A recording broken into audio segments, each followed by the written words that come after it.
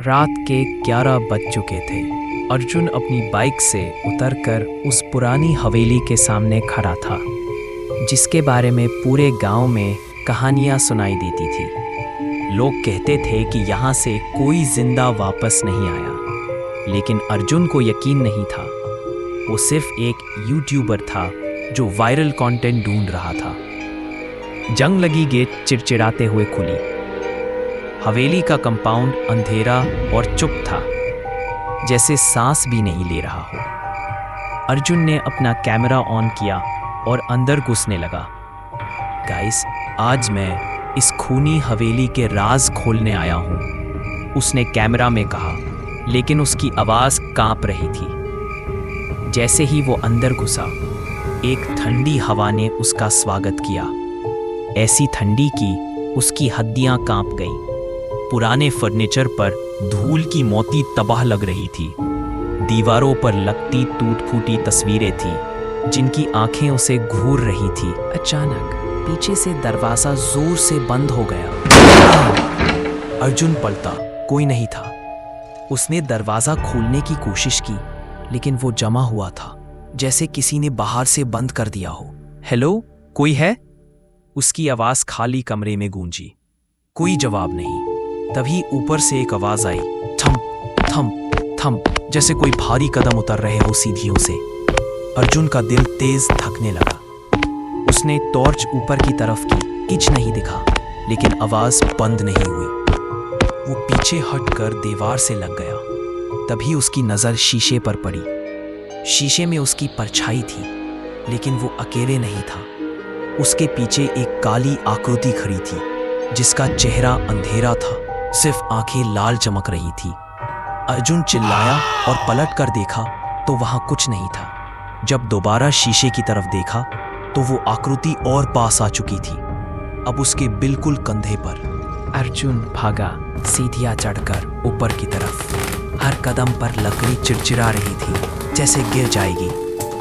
ऊपर पहुंचते ही एक लंबी दहलीज दिख गई, जिसमें 3 दरवाजे थे। सभी दरवाजे खुले थे और अंधेरा उनके अंदर घुस रहा था। अर्जुन, एक फुसफुसाहट उसके कान में आई, बिल्कुल पास से। वो घूमा, कोई नहीं था। फिर दोबारा, अर्जुन इधर आओ। वो पहले दरवाजे की तरफ बढ़ा। कमरा छोटा था, सिर्फ एक टूट फूटी कॉट और एक अलमारी थी। जैसे ही वो अंदर घुसा, दरवाजा पीछे से बंद हो गया। अलमारी का दरवाजा खुद ब खुद खुला। अंदर से एक बच्ची निकली, जिसका चेहरा सफेद था जैसे चुना और आंखें बिल्कुल खाली। तुम मेरे साथ खेलोगे? बच्ची ने कहा मुस्कुराते हुए, लेकिन उसकी मुस्कुराहट विभत्सित थी। दांत काले और टूटे हुए थे। अर्जुन चिल्लाया और दरवाजा तोड़ने लगा। दरवाजा खुला और वो बाहर गिर पड़ा। जब पीछे मुड़कर देखा तो कमरा गायब हो चुका था, सिर्फ एक दीवार थी। घबराहट में अर्जुन नीचे भागने लगा, लेकिन सीढ़ियां अब बदल चुकी थीं। वो ऊपर की तरफ जाने लगी, जैसे ग्रेविटी बदल गई हो। जितना वो नीचे जाने की कोशिश करता, उतना ऊपर पहुंचता। तभी उसे एक पुरानी डायरी मिली, फर्श पर पड़ी हुई। उसने कांपे हाथों से उसे खोला। पेज खून से लिखे हुए थे। 50 साल पहले इस हवेली में एक परिवार रहता था। एक रात पति ने अपनी पत्नी और 3 बच्चों को मार डाला और फिर खुदकुशी कर ली। उनकी आत्माएं अब भी यहाँ भटकती हैं और हर 10 साल में एक नई आत्मा चाहिए हवेली की भूख मिटाने के लिए। अर्जुन के हाथ से डायरी गिर गई। आज उस कत्ल की 50वीं बरसी थी। अचानक सामने की दीवार गायब हो गई और एक कमरा जाहिर हुआ। अंधेरा, एक मेज पर एक मजबूत कंडील जलती हुई।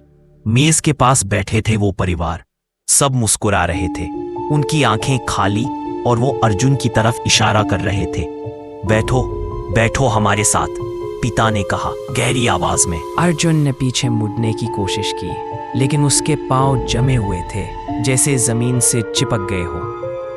वो रोया, गिड़गिड़ाया, लेकिन कोई फायदा नहीं हुआ। तभी पीछे से एक ठंडा हाथ उसके कंधे पर रखा गया। वो पलटा।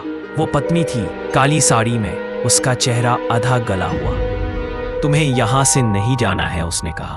तुम अब इस परिवार का हिस्सा हो। अर्जुन की चीख हवेली की दीवारों से टकराई, लेकिन बाहर तक नहीं पहुंची। उसका कैमरा फर्श पर गिर गया। अभी रिकॉर्ड कर रहा था। स्क्रीन पर सिर्फ अंधेरा था और एक आवाज, अर्जुन की दर्द भरी चीख जो धीरे धीरे खामोशी में बदल गई। अगले दिन गांव वालों ने अर्जुन की बाइक हवेली के बाहर देखी। पुलिस आई, लेकिन अंदर कुछ नहीं मिला। न अर्जुन, न उसका कैमरा।